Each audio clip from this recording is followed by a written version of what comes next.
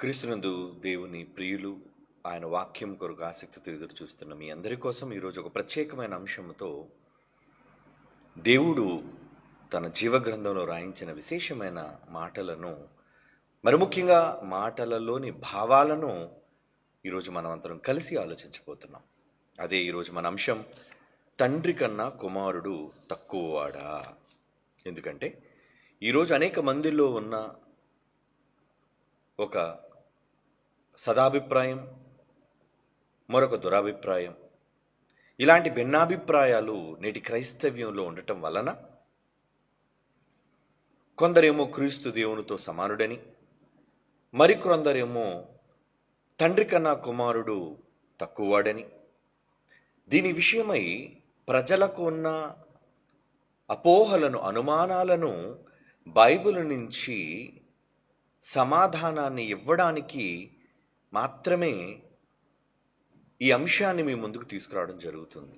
ఎవరో తప్పుడుగా మాట్లాడిన వాళ్ళకి కౌంటర్గా, లేదంటే వారిని విమర్శించడానికి అని నేనైతే అనుకోవటం లేదు. ఎందుకంటే మనమంతా క్రైస్తవులం, మనందరికీ ఆధ్యాత్మిక గ్రంథం బైబిల్.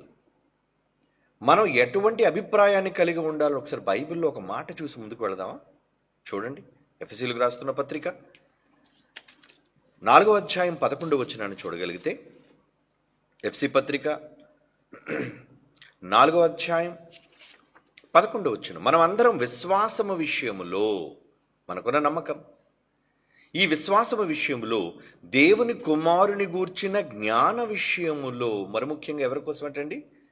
దేవుని కుమారుడు ఆయన క్రీస్తు వారి కొరకు సంబంధించిన విషయం అంటున్నాడు. చూడండి, దేవుని కుమారుని గూర్చిన జ్ఞాన విషయం.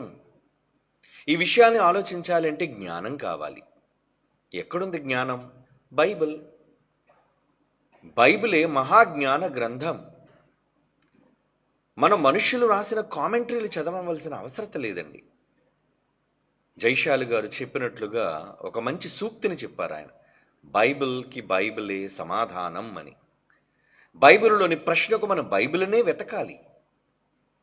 మనుషుల యొక్క ఉద్దేశాలను, వారు రాసిన గ్రంథాలను మనం పరిగణలోనికి అవసరమైతే తీసుకుంటాం. కానీ బైబిల్ ఉంటుండగా వారి యొక్క అవగాహనలోనికి మనం వెళితే ఎక్కడైనా ఒకవేళ పొరపడొచ్చేమో. ఎందుకంటే మనుషులు ఊహను బట్టి చెప్పేది, కానీ బైబిల్ ఊహను బట్టి చెప్పినది కాదు. దేవుడే స్వయంగా పరిశుద్ధాత్ముని ప్రేరణ వలన మనుష్యుల ద్వారా వ్రాయించాడు. కనుక మనకి ఏది అవసరమో దేవుడు దానిని వివరించాడు. ఏ విషయంలో తెలుసుకోవాలట? దేవుని కుమారుని గూర్చిన జ్ఞాన విషయములో ఏకత్వము పొంది. ఏం కావాలటండి? క్రీస్తును గూర్చి ఏకత్వం కావాలి, ఆయన జ్ఞానమును గూర్చి ఏకత్వం కావాలి. ఈరోజు చాలామందికి ఎవరు క్రీస్తు అనేది అర్థం కావటం లేదు. కొందరు దైవం అంటున్నారు, కొందరు దైవం కాదంటున్నారు, కొందరు తక్కువ అంటున్నారు, కొందరు ఎక్కువ అంటున్నారు, కొందరు సమానం అంటున్నారు, కొందరు తిరిగి లేనివాడు అంటున్నారు. ఏదో ఈరోజు మనం తేల్చుకోవాలి బైబిల్ నుంచి. బైబిల్ ఆలోచించి ఒక అవగాహనకు మనం రావాలి. ఎందుకంటే నమ్మని వాళ్ళ సంగతి వదిలేయండి, నేను నమ్మని వాళ్ళ కోసం చెప్పట్లేదు ఈ మాటలు. బైబిల్ని నమ్ముతున్నాము అని అనుకున్న వాళ్ళ కోసం చెబుతున్నాను ఈ మాటలు. మీరు నిజంగా బైబిల్ నమ్ముతారా? మీరు నమ్మితే బైబిల్లో వ్రాయబడుతున్న విషయాలను మనం అంగీకరించి తీరాలి, మనం ఒప్పుకొని తీరాలి. కనుక దేవుని కుమారుని గూర్చిన జ్ఞాన విషయంలో ఏకత్వమును పొంది సంపూర్ణ మగు వరకు, అనగా క్రీస్తు కలిగిన సంపూర్ణతకు సమానమైన సంపూర్ణత కలవార మగు వరకు ఆయన ఇలాగూ నియమించెను. ఏకత్వం కావాలి. మనలో ఈ భిన్నాభిప్రాయాలు, భిన్నమైన ఉద్దేశాలు ఉండటం అనేది సరైనది కాదు అని అపోస్తలులైన పౌలు గారు ఎఫెసీయులకు పరిశుద్ధాత్మ ద్వారా ఆ రోజే వ్రాయించారు. మనకు కూడా ఈరోజు దాన్ని సూచిస్తున్నారు. కనుక నిజంగా ఈరోజు యేసుక్రీస్తు వారిని గూర్చిన ఏదైతే అనుమానాలు మనకున్నాయో, అంటే తండ్రి కుమారులు ఎలాగా పరిశుద్ధాత్మలు ఉన్నారు, కానీ ఇప్పుడు మనం ఆలోచించాల్సింది, ప్రభు అయిన క్రీస్తు వారు తండ్రితో సమానులా? బైబిల్లో కొన్ని మాటలను చదివి వాళ్ళు సమానులే అని భావించేవాళ్ళు. మిగిలిన బైబిల్లోని మాటలను మనం ఆలోచించి ఎలాగు సమానులు, ఎందులో సమానులు అని చాలా విషయాలను గురించి మనం పరిశీలన చేయాలి. అవును ప్రియులారా, కనుక తండ్రి అయిన దేవుడు, అందరికీ తండ్రి అయిన దేవుడు ఒక్కడే అని బైబిల్ చెప్పింది. బైబిల్ మనకి చేసిన నిర్దేశం ఏంటంటే తండ్రి ఒక్కడే ఉన్నాడు. తండ్రి అనగా కన్నవాడు, మనలను ఉద్భవింపజేసినవాడు, మనలను సృజించినవాడు, మనకు జన్మనిచ్చినవాడు. తండ్రి అనగానే చాలా అర్థాలతో కూడిన పదం అది. అయితే బైబిల్లో తండ్రి అని ఏదో ఒకచోట సూచనగా, రూపకలంకారంగా వ్రాసిన విషయం కాదు అది.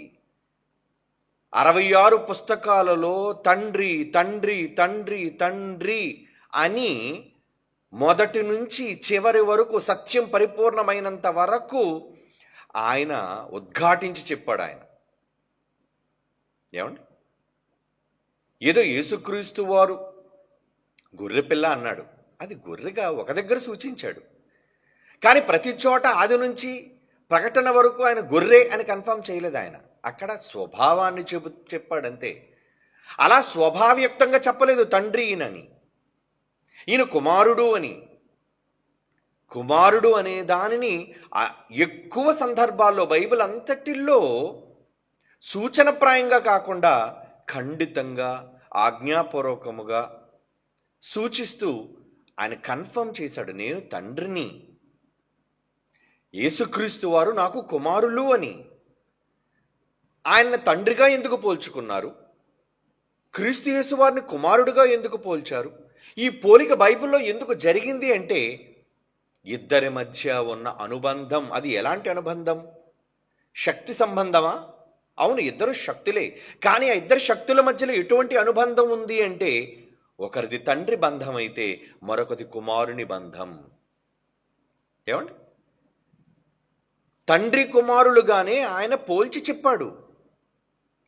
బైబిల్ అంతటిలో తండ్రి పాత నిబంధనలో కావచ్చు, క్రొత్త నిబంధన వరకు కావచ్చు, అన్నిటిలోనూ తన్ను తండ్రిగానే సంబోధించుకున్నాడు. దేవుడుగా చెప్పుకుంటూ, నేను మీ దేవుడైన యెహోవాను అని చెప్పుకుంటూ, నేను తండ్రిని కదా. ఏమండి, ఆయన ఏమన్నాడు? నేను తండ్రిని కదా అన్నాడు. ఓకే, దేవుడు తండ్రి గనుక తాను జన్మనిచ్చిన వారిని ఆయన ఏమని సంబోధించాడు అంటే కుమారులు అని సంబోధించాడు. అంటే అందరికీ మూలకర్త, అందరికీ మూలం తండ్రి మాత్రమే. ఎందుకు తను తండ్రితో అభివర్ణించుకున్నాడు అంటే ఆయన సృష్టికర్త గనుక, అందరికీ అన్నిటికీ ప్రారంభకుడు గనుక, ఆయన ఉన్నవాడు గనుక. అక్కడ నుంచే మనం ఆలోచించాలి. ఒకవేళ తండ్రికి ముందు ఏముంది, అసలు ఉన్నవాడు ఎలా వచ్చాడు అన్నది మనకింకా బయలుపరచబడలేదు. ఉన్నవాడైన దేవుడు ఉనికిలో ఎలా ఉన్నాడు, ఎక్కడున్నాడు ఆయన? ఇది ప్రశ్న. ఇది మనం బ్రతికున్నంత వరకు ప్రశ్నగానే ఉంటుందండి. ఈ దేహాన్ని విడిచిన తరువాత మనం ఆయన దగ్గరికి వెళతామే, అప్పుడు అన్నీ మనకు అర్థం అవుతాయి. ఏమని? అసలు ఆయన ఎలా ఉన్నాడు, అలా ఉన్నప్పుడు ఆయన ఉన్న లోకం ఏంటి, ఆయన ఉన్న ప్రదేశం ఏంటి, అది విశ్వంగా ఉందా, లోకంగా ఉందా, ఆ తరువాత ఆయన చేసినదేంటి, వీటికి సమాధానాలు బైబిల్లో లేవు. దేవుడు ఎలా జన్మించాడు, లేదా దేవుడు ఎలా ఉద్భవించాడు, లేదా దేవుడు ఎలా ఆయన అమలులోనికి వచ్చాడు, వీటికి సమాధానం ఎక్కడా మనకు కనిపించదు. కారణం, కొన్ని మనుష్యునికి అగోచరమైనవి, ఏమండి, కొన్ని మనకు అందనివి, మనకి చెప్పినా మనం అర్థం చేసుకోలేనివి కనుక దేవుడు వాటిని గురించి మనకు చెప్పలేదు. ఆయన దగ్గర నుంచే ప్రారంభించుకున్నాడు, నేను ఉన్నవాడను. నేనున్నాను. ఎప్పటి నుంచి ఉన్నావు, ఎందుకు ఉన్నావు, ఎలా ఉన్నావు అని ఈ ప్రశ్నలకు జవాబులు లేవు మన దగ్గర. బైబిల్లో వాటికి జవాబులు చెప్పలేదు. కనుక వ్రాయబడిన వాటిని బట్టే మనం ఆలోచించుకుంటూ వెళ్ళాలి. కనుక ఉన్నవాడుగా, తండ్రిగా, యెహోవాగా ఆయన చెప్పుకున్నారు కనుక ఆయన ఉన్నప్పటి నుంచి మనం ఆలోచించుకుంటూ వెళ్ళాలి. అయితే కుమారుడు అంటున్నాడు అంటే ఒక తండ్రి ముందుంటాడు, కుమారుడు తర్వాత ఉంటాడనే కదా అర్థం, తండ్రి కుమారుడు అని. ఒక తండ్రి అని ఒక ఆయన్ని మనం పిలుస్తున్నాము అంటే ఆయన ముందటివాడు అని. నా కుమారుడు నాకంటే ముందున్నవాడు కాడు. నేను మొదట వచ్చిన తరువాతే కుమారుడిలోని అమలులోనికి తీసుకొచ్చాను. కుమారుడు వచ్చాడు అంటే నేను లేకుండా కుమారుడు లేడు. అంటే మొదట ఉనికి తండ్రికి ఉంటుంది, తండ్రి నుంచి వచ్చిన కుమారునికి ఉనికి తరువాత ఏర్పడుతుంది. కనుక కుమారుని కన్నా ముందు తండ్రికే ఉనికి ఉంటుంది.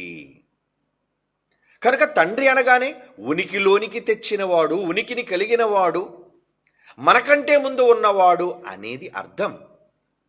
బైబిల్లో కూడా యెహోవా తండ్రి, దేవుడు, ఆయన్ని ఎందుకు తండ్రిగా బైబిల్ గుర్తించింది అంటే, లేదంటే మనకు సంబోధించబడింది అంటే, పరిశుద్ధాత్మ దేవుడు మనకు ఎందుకు తండ్రిగానే మనకు పరిచయం చేశాడు అంటే, ఆయన ముందటివాడు, మనందరికంటే ముందు నుండి ఉనికిలో ఉన్నవాడు, అందుకే ఉన్నవాడుగానే మనకు పరిచయం చేసుకున్నాడు ఆయన.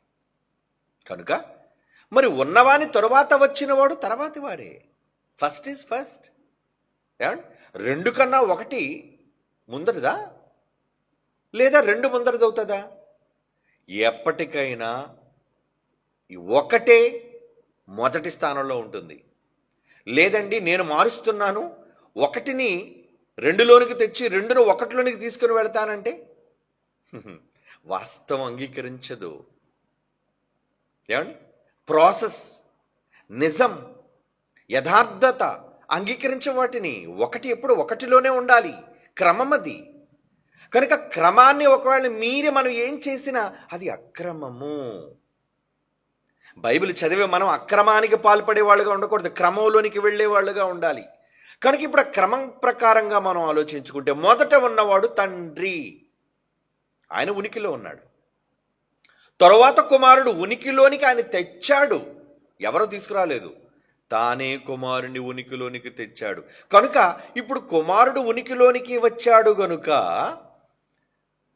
ఆ స్వయంగా కుమారుడే తన తండ్రిని గూర్చి ఏం మాట్లాడుతున్నారో, ఏమని ఉద్ఘాటిస్తున్నారో మనం ఇప్పుడు బైబిల్ని పరిశీలించి చూడాలి. ఓకే, యోహాను సువార్త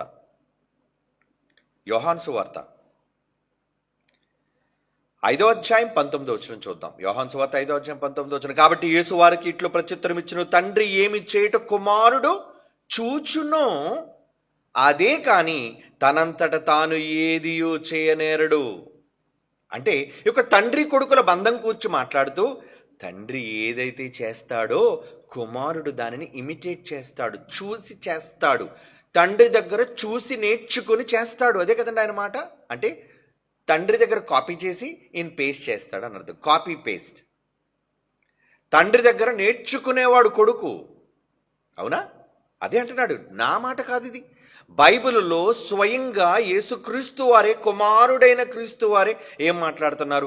తండ్రి ఏది చేయుట కుమారుడు చూచునో అదే గాని తనంతట తానే ఏది చేయడు, చేయనేరడు అంటున్నాడు. చూడండి, అంటే ఇక కుమారుడికి ఏది స్వంతంగా చేసేటంతటి అధికారం లేదా? ఒకవేళ కుమారుడు తండ్రితో సమానుడు అని మనం ఒకవేళ అనుకుంటే, ఎందుకంటే చాలామంది పొరపడుతూ తండ్రి కుమారుడు సమానులే, తండ్రి కుమారులు సమానులే అని భావిస్తున్న వాళ్ళ విషయంలో బైబిల్లో ప్రభువారే, కుమారుడే స్వయంగా ఏం మాట్లాడుతున్నారంటే, తండ్రి ఏది చేయుట కుమారుడు చూచునో అదే గాని తనంతట తాను ఏది చేయనేరడు. ఆయన వేటిని చేయునో వాటిని కుమారుడు అలాగూ చేయును. అంటే నాకు నేర్పించాడు తండ్రి, నా తండ్రి చూపించాడు, నా తండ్రి చూపించిందే నేను చేస్తున్నాను. సమానుడిగా ఉన్నవాడు అన్నిటిలోనూ తండ్రి లాంటి విజ్ఞానం కలిగిన వాడు, తండ్రి లాంటి శక్తి కలిగిన వాడు మరొకరి దగ్గర నేర్చుకోవలసిన అవసరం ఉందంటారా? ఏమండి, ఒక మాస్టర్ ఇంకొక మాస్టర్ దగ్గర నేర్చుకుంటాడా? నో. విద్యార్థి మాస్టర్ దగ్గర నేర్చుకుంటాడు. అంటే ఒకవేళ తండ్రితో సమానంగా క్రీస్తువారు కూడా నేర్పించేవాడైతే క్రీస్తువారు ఎందుకు తండ్రి దగ్గర నేర్చుకోవాల్సిన అవసరత ఏర్పడింది? ఏమండి, మరో మాట చూడండి. యోహాను సువార్త 5వ అధ్యాయం 30వ వచనం. యోహాను సువార్త 5వ అధ్యాయం 30వ వచనం జాగ్రత్తగా రాసుకోండి. అడిగిన వాళ్ళకి సమాధానం చెప్పండి, వివరణాత్మకంగా చెప్పండి. నా అంతట నేను ఏమీ చేయలేను. ఏమంటున్నానండి? నా అంతట నేను. కుమారుని స్థానంలో ఉన్న ప్రభువారు ఏమంటున్నాడు? నా అంతట నేను ఏమీ చేయలేను. ఎందుకు చేయలేవయ్యా? నువ్వు తండ్రి సమానులు కదా. ఎందుకంటే బైబిల్లో సమానముగా ఉండుట విడిచిపెట్టకూడని భాగ్యమని ఎంచుకొనలేదు. సరే, సమానంగా ఉండుట అనేది పరలోకంలో ఒకళ్ళు జరిగినా పరలోకంలో సమానంగా ఉండాలన్న స్థితిని నీకు ఎవరిచ్చారు? తండ్రే. నాయన, నువ్వు నాతో పాటు సమానుడవే నాయన అని తండ్రి ఇచ్చాడు అధికారం. ఎందుకంటే చాలా మాటలు ఉన్నాయి. ఏంటి ఈ మాటలతో అయిపోయింది అనుకున్నారు? లేదు లేదు లేదు. ట్రెజర్, సంపద బైబిల్లో ఇప్పుడు తీస్తున్నాం బయటికి, దాన్ని అంతా కలిసి తీస్తున్నాం, చదువుతున్నాం.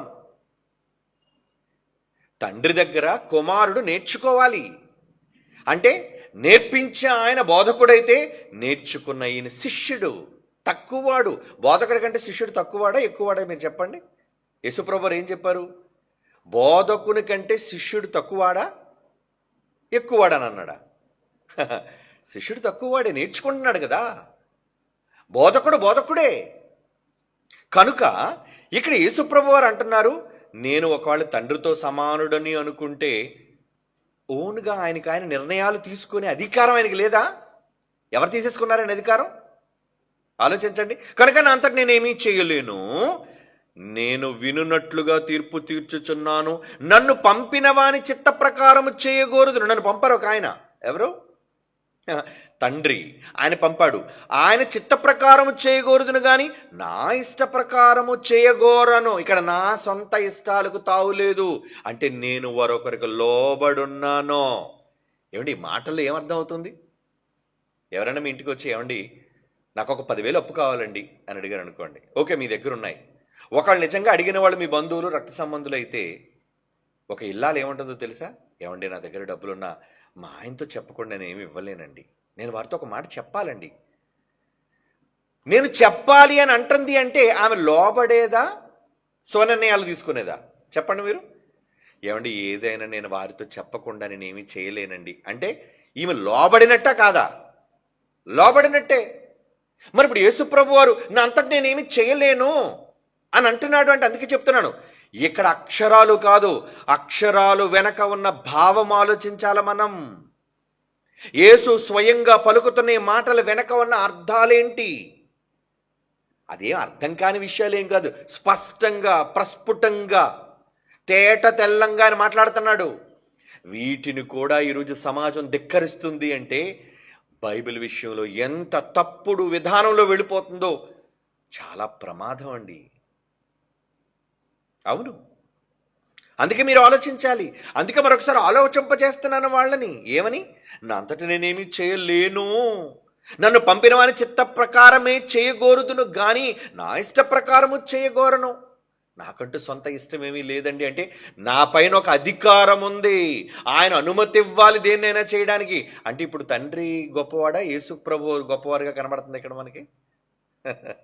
నేను ఏది చేయాలన్నా ఆయన అనుమతి కావాలి. ఈయన కూడా ఈక్వల్ దేవుడు కదా, సమానంగా ఉన్నవాడు కదా. తీసుకో నిర్ణయం నువ్వు. ఏమంటే ఒక పార్ట్నర్షిప్లో ఇద్దరు పార్ట్నర్స్ ఉంటే ఇద్దరు పార్ట్నర్స్ సమానమైన హక్కుదారులు దానికి. ఏదైనా ఏమండి, చెక్స్లో అప్పుడప్పుడు బ్యాంకులో జాయింట్ అకౌంట్ ఉందనుకోండి. జాయింట్ అకౌంట్ ఉన్నప్పుడు ఏం చేస్తారంటే, అది భార్యాభర్తలు కానీ, తండ్రి కుమారులు కానీ, అన్నదమ్ములు అక్క చెల్లెలు కానీ జాయింట్ అకౌంట్ ఓపెన్ చేసినప్పుడు చెక్ పవర్ ఇచ్చేటప్పుడు ఆపరేటెడ్ బై బోత్ అని ఉందనుకోండి. అంటే మీకు కనీస జ్ఞానం కూడా తెలియాలి కదా. చెక్కులో ఎవరు సంతకం పెట్టినా డబ్బులు ఇస్తారు. ఏమండి, నేను మా నాన్నగారిది కలిసి జాయింట్ అకౌంట్ ఉందండి. ఇప్పటికీ నేను సంతకం పెట్టినా నా సంతకం చెల్లుతుంది, మా నాన్నగారి సంతకం పెట్టినా చెల్లుతుంది. కానీ కొన్ని సందర్భాల్లో ఇద్దరు సంతకాలు ఉండాలన్నారు అనుకోండి, అప్పుడు ఎవరో ఒక్కరు పెడితే కుదరదు, ఇద్దరూ పెట్టాలి. ఒక చెక్కు పైన ఇద్దరు ఉండాలి, కండిషన్ అప్లై అవుతుంది అక్కడ. నేను పెట్టేశాను కదండి అకౌంట్, మా ఇద్దరిది కదండి, నేను పెట్టేశాను ఇవ్వండి అంటే ముందు అక్కడ అనుమతి ఎలా ఉంది? ఒకరు సంతకం పెడితే ఇచ్చేటట్టు ఉందా, ఇద్దరు సంతకం పెట్టాలనా?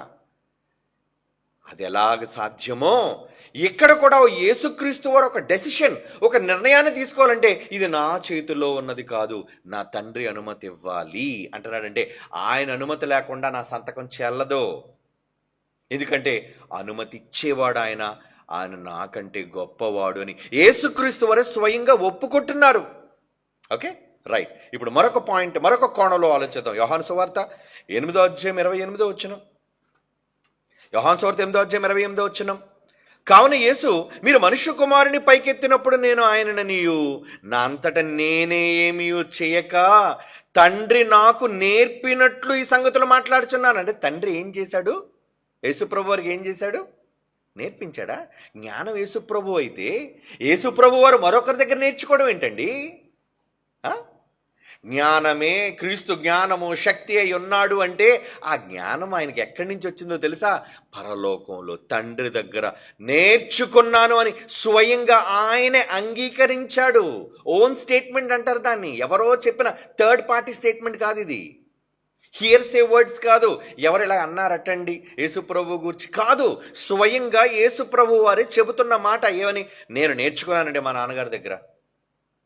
అంటే నువ్వెందుకు నేర్చుకున్నావు? ఇది భూమి మీదకి వచ్చినప్పుడు కాదు, భూమి మీద క్రీస్తు వారు రాక మునుపు పరలోకంలో ఉన్నప్పుడే తండ్రి దగ్గర నేర్చుకున్నాడా? సమానమైన దేవుడుగా తండ్రికి ఎంత జ్ఞానం ఉందో కుమారుడు కూడా అంత జ్ఞానం ఉండాలిగా. ఈయనెందుకండి నేర్చుకోవాల్సిన అవసరత? తెలీదా?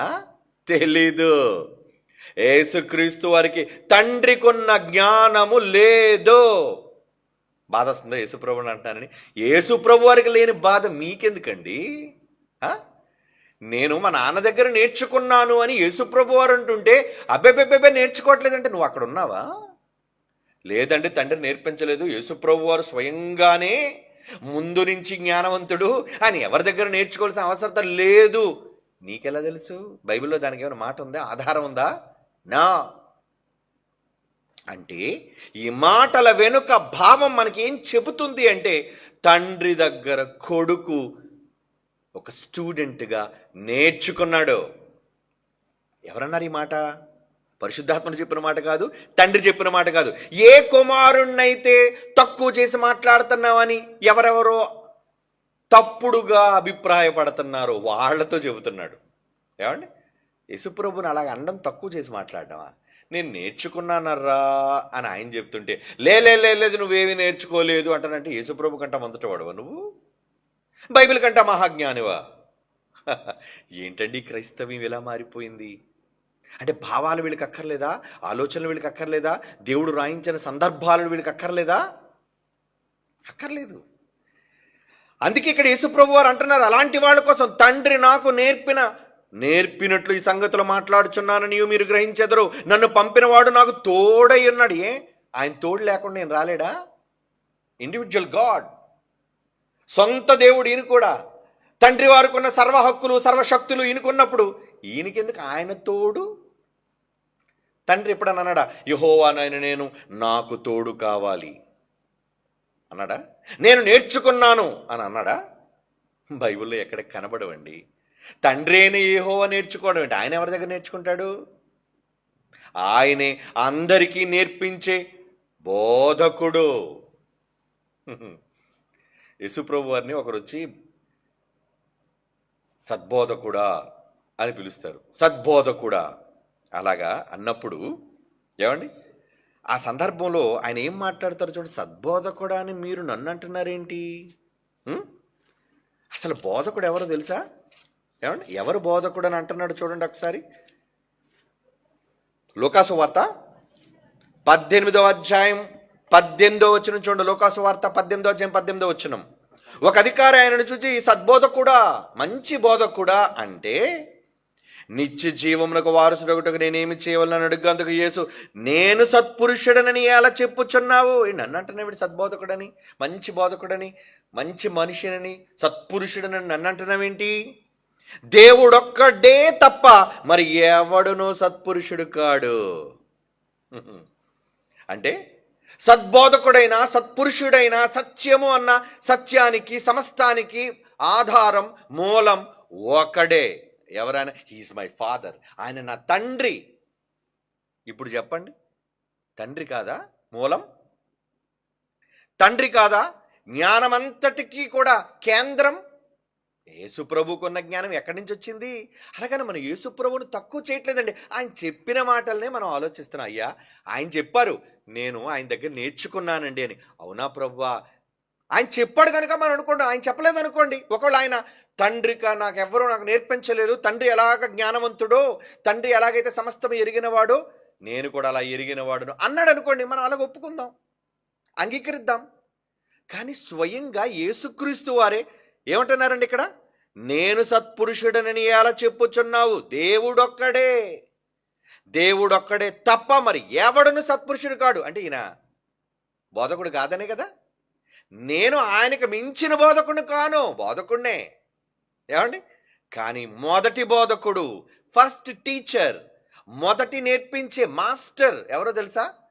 దేవుడే అని ఒప్పుకుంటున్నాడు. చూడండి ఎన్ని కావాలి చెప్పండి సాక్ష్యాలు, బైబిలులోని భావాలు, ఆయన స్వయంగా క్రీస్తువారు పలుకుతున్న సజీవ సాక్ష్యాలివి, స్వయం సాక్ష్యాలివి, ఆయనగానే చెబుతున్న మాటలివి. ఏమండి ఇంకో మాట చూస్తారా? యోహాను సువార్త 8:42, యోహాను సువార్త 8 ఏమండి 8:28 చదువుకున్నాం కదా. అది ఒకసారి చదివి మళ్ళీ 42కి వద్దాం. ఎందుకంటే ఇంకో మాట కూడా మీకు ఒకసారి నేను పరిచయం చేయాలి అందులోని. యోహాను సువార్త 8:28 తండ్రి నాకు నేర్పినట్లు ఈ సంగతులు మాట్లాడుచున్నానని మీరు గ్రహించెదరు. 29 నన్ను పంపినవాడు నాకు తోడై ఉన్నాడు, ఆయనకి ఇష్టమైన కార్యము నేను ఎల్లప్పుడూ చేయుదును గనుక ఆయన నన్ను ఒంటరిగా విడిచిపెట్టలేదు. అంటే నేను ఎప్పుడు ఎవరిష్ట ప్రకారం చేస్తాను, నా సొంత ఇష్టాలతో పని లేదు, ఆయనకి ఏది ఇష్టమో అదే చేస్తాను. అంటే ప్రతిదానికి ఈయన తండ్రినే గణపరుస్తున్నాడు, తండ్రినే గొప్ప చేస్తున్నాడు, తండ్రియే గొప్పవాడు అంటున్నాడు, తండ్రియే నేర్పించేవాడు అంటున్నాడు, నేను నేర్చుకున్నవాడిని, ఆయన మాట లేకుండా చేయనంటున్నాడు. ఇందులో ఎవరు గొప్పగా కనబడుతున్నారు? ఆయన తండ్రిని గొప్పవానిగా తండ్రి అని అనటంలో ఏంటి నామోషి, ఏంటి సిగ్గుచేటు, ఏంటి తప్పిదం? ఏమండి మన తండ్రి మనల్ని కన్నారు, మా నాన్నగారు నన్ను కన్నారు అని చెప్పడానికి సిగ్గుపడాలా? మా నాన్నగారి దగ్గర నేను నేర్చుకున్నాను అని చెప్పడానికి సిగ్గుపడాలా? జరిగిన దాన్ని ఒప్పుకోవడానికి సిగ్గెందుకు? యేసే స్వయంగా ఒప్పుకుంటున్నప్పుడు ఆయనకి లేని సిగ్గు మొహమాట వీళ్ళకెందుకంది వచ్చేసింది? వీళ్ళెవరు అంటే యేసుప్రభు కన్నా గొప్పోళ్ళు అన్నమాట. మరి యేసుప్రభుని ఏమాత్రం తక్కువ చేసి మాట్లాడుతున్నా భరించలేకపోతున్నారు. కొంతమంది ఆవేశంతో ఏం మాట్లాడుతున్నారు? పిల్లలైన వాళ్ళు, పిల్లలండి వాళ్ళు, పిల్లలు, జ్ఞానము లేని వాళ్ళు, వాళ్ళకి నేర్చుకోలేదు సరిగ్గా. యేసుప్రభు నేర్చుకున్నాడు తండ్రి దగ్గర, వీళ్ళు సరిగ్గా నేర్చుకోలేదు బైబిల్ దగ్గర. మన దగ్గర నుంచి చాలామంది వెళ్ళిపోయారు, వెళ్ళిపోయిన కూడా పూర్తిగా నేర్చుకోలేదు. హాఫ్ బేక్డ్ నాలెడ్జ్ అంటారు దాన్ని ఇంగ్లీష్లో. అంటే సగసగ జ్ఞానం, మిడిమిడి జ్ఞానం. పోనీ బయటికి వెళ్ళైనా పూర్తిగా నేర్చుకున్నావా? ఏం నేర్చుకున్నారు వాళ్ళు? ఏమీ సరిగ్గా నేర్చుకోలేదు. నేర్చుకుంటే తండ్రి దగ్గర నేను నేర్చుకున్నాను అని ప్రభు అంటుంటే, మా ప్రభుని అలా తక్కువ చేసి మాట్లాడకండి. ఇందులో తక్కువ చేయటం ఏముంది? ప్రభువే ఒప్పుకుంటుంటే, ఆయన నేర్పించేవాడు, నేను నేర్చుకునేవాడిని, ఆయన మాట లేకుండా నేను ఏది చేయను. ఇప్పుడు చదవండి ఈ మాట ఏంటది? యోహాను సువార్త 8:42 యేసు వారితో ఇట్లనెను, మరలా యేసు ప్రభు వారి మాటలే, తండ్రి దేవుడు మీ తండ్రి అని ఎడల మీరు నన్ను ప్రేమింతురు. నేను దేవుని యొద్ద నుండి బయలుదేరి వచ్చి ఉన్నాను, నా అంతట నేను వచ్చి ఉండలేదు, ఆయన నన్ను పంపెను. ఆయన పంపించాడు, నేను వచ్చాను. అంటే యేసుప్రభు స్వయంగా రాలేదా? నువ్వు వెళ్ళు నాయన అన్నాడు ఆయన, ఈయన వచ్చాడు. ఆయన వెళ్ళు అనకపోతే ఈయన రారండి ఆయన. ఇప్పుడు పంపినవాడు గొప్పవాడా, పంపబడినవాడు గొప్పవాడా? పంపిన తండ్రి అయిన దేవుడికే సకల కీర్తి, సకల ఖ్యాతి, సకల ఘనత, మహిమ, ప్రభావములు ఎల్లప్పుడూ ఎవరికి చెల్లాలి? మన దేవునికే. ఆ రోజు దూతలకి, ఆయన చుట్టూ ఉన్న పరలోకంలో ఉన్న దూతలకి అర్థమైందండి, సమస్త ఘనత, మహిమ, ప్రభావములు మన దేవునికే చెల్లును అని అంటుంటే, వీళ్ళు దేవునికి కాదు, దేవునితో పాటు మరొక పక్కనున్న దేవుడు, ఆయన చిన్న దేవుడు కాడు, కుమారుడైన దేవుడు కాడు, మరి ఎవరైనా కుమారుడు, నేర్చుకున్నవాడు. రైట్. యోహాను సువార్త 13 చాలా జాగ్రత్తగా చదవండి ఈ మాటలు, వెరీ వెరీ ఇంపార్టెంట్. బైబిల్ని సరిగ్గా అవగాహన చేసుకోలేక మిడిమిడి జ్ఞానంతో ఎలాగ తప్పుత్రోవ పడుతుందో ఈరోజు క్రైస్తవ సమాజం తమ స్వకీయ నాశనానికి వెళ్ళిపోతున్నారు. జాగ్రత్త, చదవండి ఒకసారి. మీ దగ్గర అదే మాటలు, మా దగ్గర ఇదే మాటలు, ఒకే గ్రంథం. ఏమని రాయబడింది? యోహాను సువార్త 13:16 చూడండి. యోహాను సువార్త 13:16 దాసుడు తన యజమానుని కంటే గొప్పవాడు కాడు. దాసుడు యజమానుల కోసం మాట్లాడుతున్నాడు. పంపబడిన వాడు తన్ను పంపిన వాని కంటే గొప్పవాడు కాడు. ఎవరన్నారు ఈ మాట? ఈ మాట ఎవరన్నారు? యేసు ప్రభు వారే. ఇదేంటండి? స్వయంగా యేసుక్రీస్తు వారే ఈ మాటలు ప్రత్యక్షంగా మాట్లాడుతూ ఏమని ఒప్పుకుంటున్నారు? ఒప్పుకోలంటారు దాన్ని కన్ఫెషన్. తప్పు చేసినందుకు వచ్చే కన్ఫెషన్ కాదు, వాస్తవాన్ని అంగీకరించడానికి కన్ఫెషన్ అంటారు. పదాలు కూడా తెలియదు చాలా మందికి. యేసుప్రభు తక్కువ చేయలేదండి. యేసుప్రభు ఘనత యేసుప్రభుదే, తండ్రి ఘనత తండ్రిదే. వీళ్ళిద్దరిలో ఎవరు గొప్పవాళ్ళు అంటే కన్న పరలోకమందున తండ్రి గొప్పడు. యేసు దగ్గర అయితే మనందరికంటే అంటారా? యేసుప్రభే మనందరికంటే గొప్పడు. యేసుప్రభు కంటే గొప్పలు ఎవరు అన్నారు? ఉన్నారు. ఎవరు? ఆయనే తండ్రి అయిన దేవుడు. మనందరికంటే యేసుప్రభే నెంబర్ 1 గొప్పోడు. ఆయన మనందరికంటే, బైబిల్లో ఉన్న భక్తుల కంటే, మనుష్యులు, సకల కోటి మనుష్యుల కంటే, సకల సృష్టిలో యేసుప్రభు ప్రథముడు, నెంబర్ 1 అయితే ఆయనకు మించిన వాళ్ళు ఎవరైనా ఉన్నారా లేరా అని ప్రశ్నిస్తే లేరు అని సమాధానం రాకూడదు, ఉన్నారు అని సమాధానం రావాలి. ఇంతకీ ఎవరు వారు అంటే ఆయనే తండ్రి అయిన దేవుడు. యేసు ప్రభువును మించిన వాళ్ళు ఎవరు లేకపోవచ్చు భూమి మీద, కానీ యేసును మించిన వారు ఒకే ఒక్కరున్నారు, 1 and only. ఆయన ఎవరో కాదండి, ఆయనకి జన్మనిచ్చిన మహాదేవుడు, తండ్రి అయిన దేవుడు. ఆయనకే జ్ఞానాన్ని నేర్పించి కుమారుని పంపిన దేవుడు, కుమారుడైన తన కొడుకు తోడుగా ఉన్న దేవుడు. అందుకే స్వయంగా యేసు ప్రభు వారు క్రొత్త నిబంధనలో యేసు పలుకుతున్న సర్వసత్యములోని మాట, ఎప్పుడు చూసినా అసంపూర్ణమైన పాత నిబంధనలోని మాటలు పట్టుకుని వేలబడ్డం కాదు. పాత నిబంధనలో గుర్తుపెట్టుకోండి, ఆదికాండము నుంచి మలాకీ గ్రంథం వరకు వ్రాయబడినవన్నీ కూడా సంపూర్ణమైన జ్ఞానము కాదు, అది బాల శిక్షకుడు అని బైబిల్ చెప్పింది. మరి సంపూర్ణ జ్ఞానం ఎప్పుడొచ్చింది?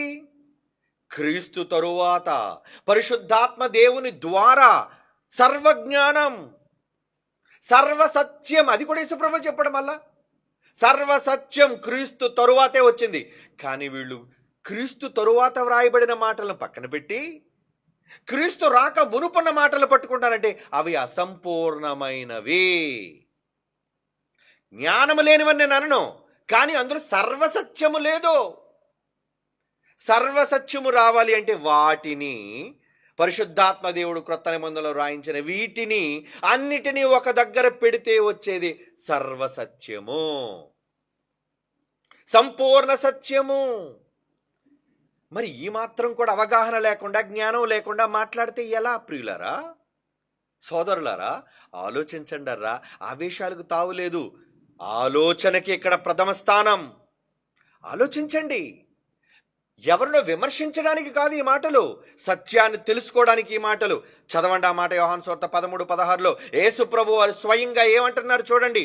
తండ్రి కన్నా కుమారుడు తక్కువవాడా ఎక్కువవాడా అని అడిగితే ఏమనంటున్నాడు ప్రభువారు? దాసుడు తన యజమాని కంటే గొప్పవాడు కాడు, పంపబడినవాడు, అంటే నన్ను పంపాడు నా తండ్రి, పంపబడినవాడు తన్ను పంపిన వాని కంటే గొప్పవాడు కాడని మీతో నిశ్చయం చేసి చెప్తాను. కన్ఫర్మ్, 50-50 చెప్పట్లేదు నేను, ఏమండి, నిశ్చయం చేసి చెబుతున్నాడు. ఇంత నిశ్చయంగా చెప్పిన మాటలు కూడా క్రైస్తవ సమాజానికి అర్థం కావటం లేదా? క్రీస్తు వారు పంపబడిన వ్యక్తి అయితే పంపిన వ్యక్తి, పంపిన శక్తి తండ్రి అయిన దేవుడు. మరి ఇప్పుడు ఇద్దరిలో ఎవరు గొప్పడు? నేను చెప్తున్నా, బైబిల్ చెప్తుందా? ఏమండి, ఈ ప్రశ్నకు జవాబు బైబిలులో స్వయంగా క్రీస్తు వారే మాట్లాడుతున్నారు. ఏమని మాట్లాడుతున్నారు? పంపబడిన వాడు తన్ను పంపిన వాని కంటే గొప్పవాడు కాడు. ఇందాక యోహాను సువార్త 8:42 ఏం చదువుకున్నాం? నా అంతట నేనేమి వచ్చి ఉండలేదు, ఆయన నన్ను పంపెను. చదివారు కదా మాట. అందుకే ఆ మాట తర్వాత ఈ మాట చదివాను నేను. అంటే పంపెనవాడు తండ్రి, పంపబడినవాడు కుమారుడు. మరి ఇప్పుడు తండ్రి గొప్పోడా, కుమారుడు గొప్పోడా? తండ్రి, పంపిన తండ్రే గొప్పవాడని కుమారుడే ఒప్పుకుంటున్నాడు కదండి. ఎందుకర్రా సోదరులారా బాధపడిపోతున్నారు? క్రీస్తును తక్కువ చేయడానికి వీల్లేదు, క్రీస్తును తక్కువ చేయడానికి వీల్లేదు. అసలు తగ్గింపు స్వభావం ఉన్నదే ఆయనకి. మీరు నేర్చుకోవాలి ఆయన దగ్గర. తండ్రి దగ్గర తగ్గించుకునే స్వభావం కుమారుడి దగ్గర నేర్చుకోవాలి మనం. వీళ్ళకి లేదది. కుమారుడు ఒప్పుకున్నాడు, కానీ వీళ్ళు ఒప్పుకోలేకపోతున్నారు. ఏంటో మరి. తండ్రికి వీళ్ళు పుట్టిన స్పెషల్ కొడుకులేమో, యేసుప్రభు కన్నా ఘనులేమో వీళ్ళంతా కూడా. ఏమండి? యోహాను సువార్త నెట్ ఉందా? ఓకే. యోహాను సువార్త 10వ అధ్యాయం 28 చూడండి ప్రియులారా. యోహాను సువార్త 10వ అధ్యాయం 28. నేను వాటికి నిత్య జీవమునిచ్చుచున్నాను గనుక అవి ఎన్నటికి నశింపవు, ఎవడును వాటిని నా చేతిలో నుండి అపహరింపడు. 29 వాటిని నాకిచ్చిన నా తండ్రి అందరికంటే గొప్పవాడు. ఏమండి? ఎవరు గొప్పవాడని కుమారుడు ఒప్పుకున్నారు? ఎవరు గొప్పవాడని కుమారుడు ఒప్పుకున్నాడు? నేను వాటికి నిత్య జీవం ఇచ్చుచున్నాను, నేను పరలోకాన్ని ఇస్తున్నాను. సరే, అంటే గొర్రెలు కానీ మనం కానీ, అంటే మనంతా సాధువులుగా ఉన్నాం కాబట్టి వాళ్ళకి నిత్య జీవాన్ని నేను ఇస్తాను అనుకున్నారా? కానీ ప్రజలకు నిత్య జీవానికి నడిపించడానికి, ఏమండి, అవి ఎన్నటికీ నేను నశింపవు, ఎవడును వాటిని నా చేతిలో నుంచి అపహరింపడు, నా వారిని ఎవరు తీసుకుపోలేడు. వాటిని నాకిచ్చిన నా తండ్రి నాకిచ్చాడు. ఎవరిచ్చారు? మా డాడీ, నా తండ్రి, నన్ను కన్న తండ్రి నాకు ఇచ్చాడు. అందరికంటే గొప్పవాడు. అందరికంటే గొప్పవాడని ఎవరు ఒప్పుకున్నారు ఇక్కడ? యేసుప్రభు వారు. అంటే యేసుప్రభు వారి కంటే గొప్పవాడా తండ్రి? యేసుప్రభు వారి కంటే తండ్రి గొప్పవాడా? అవును, గొప్పవాడే అని యేసుక్రీస్తు వారే ఒప్పుకుంటున్నారు. ఇది మనుష్యులుగా అందరూ అంగీకరించి తీరాలి. ఎవడైనా ఆయన మాటను అంగీకరించకపోతే ప్రజలలో నుంచి కొట్టివేయబడాలని చెప్పాడు. అవునా? నేను పంపిస్తున్నానన్న దాసుణ్ణి, అతని మాట మీరు వినాలి. ఎవడైనా అతని మాట వినకపోతే, మోషేతో చెప్పాడా? ఎక్కడన్నాడు చూడండి. అది ఆ మాట వినకపోతే అతన్ని ఏం చేయాలని అన్నాడు? ప్రజలలో నుంచి కొట్టివేయబడతాడు. ప్రజా సంఖ్యలో ఉండరు. ఎక్కడన్నాడు ఆ మాట ఆయన? అపోస్తుల కార్యములు 3వ అధ్యాయం 22-23. Very good, thank you. అపోస్తుల కార్యములు 3వ అధ్యాయం 22-23. మోషే ఇట్లనెను, ప్రభు అయిన దేవుడు నా వంటి ఒక ప్రవక్తను, ఎవరైనా ప్రవక్త ఎవరు? యేసు ప్రభు. నా వంటి ఒక ప్రవక్త మీ సహోదరులో నుండి మీ కొరకు పుట్టించును. ఆయన మీతో ఏమి చెప్పినను అన్ని విషయములో మీరు ఆయన మాట వినాలి. ఎవరి మాట వినాలి? యేసుక్రీస్తు వారు మాట మీరు వినాలి. ఒకళ్ళ మాట వినకపోతే ఆ ప్రవక్త, యేసు అనే ఆ ప్రవక్త మాట వినని వాడు ప్రజలలో ఉండకుండా సర్వనాశనమగును. నాశనం. ఓకే, ఈ మాట మీరు యాక్సెప్ట్ చేస్తే, యేసు వారు ప్రవక్తగా వచ్చిన తర్వాత ఏం మాట్లాడుతున్నారు? యోహాను సువార్త 10వ అధ్యాయం 28 చదవండి. మోషే చెప్పిన ఆ ప్రవక్త యేసు ప్రభు వారైతే వచ్చిన ప్రవక్త ఏమని మాట్లాడుతున్నారు? ఆయన ఏమని మాట్లాడుతున్నారు? 29వ వచనం, వాటిని నాకిచ్చిన నా తండ్రి అందరికంటే గొప్పవాడు. తండ్రి గొప్పవాడని యేసు ప్రభు వారి స్వయంగా ఒప్పుకుంటే ఆయన మాట వినరా? యేసు ప్రభు వారు చెప్పిన తండ్రి గొప్పవాడంటే మేము ఒప్పుకోము. యేసు ప్రభు వారి కంటే తండ్రి గొప్పవాడంటే మేము అంగీకరించము. సర్వనాశనం అయిపోతారా? వద్దు, కొట్టివేయబడతారు. జాగ్రత్త. ఆయన మాట వినాలి. వినమని ఆ రోజు ప్రవక్త చెప్పాడు. ఇప్పుడు ఆ ప్రవక్తే స్వయంగా మాట్లాడుతున్నాడు. వినరా ఆయన మాట? వినాలి. ఆ ప్రవక్త ఎవరు గొప్పవాడు ఒప్పుకున్నాడు? నేను కాదు గొప్పవాడిని. ఎవరు గొప్పవాళ్ళట? నాకిచ్చిన నా తండ్రి అందరికంటే గొప్పవాడు. యోహాను సువార్త 14వ అధ్యాయం 28 చూడండి ప్రియులారా. యోహాను సువార్త యోహాను సువార్త 14 అధ్యాయం 28, నేను వెళ్ళి మీ యొద్దకు వచ్చేదని మీతో చెప్పిన మాట మీరు వింటిరి కదా, తండ్రి నాకంటే గొప్పవాడు. ఇంకా క్లారిటీగా చెప్పాడండి. తండ్రి నాకంటే గొప్పవాడు గనుక మీరు నన్ను ప్రేమించిన ఎడల నేను నా తండ్రి యొద్దకు వెళ్ళుచున్నానని మీరు సంతోషించుదురు. ఈ ప్రవక్త మాట అంగీకరిస్తారా, అంగీకరించరా? అంగీకరించండారా సోదరులారా.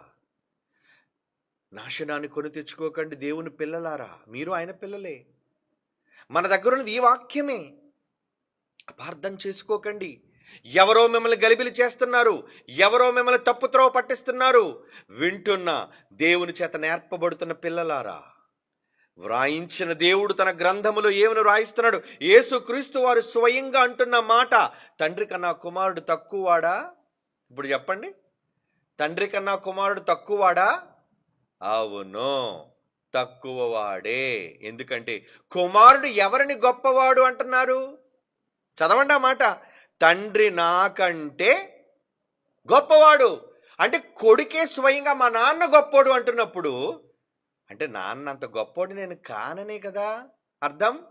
లేదు మా నాన్న నేను గొప్పవాళ్ళమే అంటున్నాడా?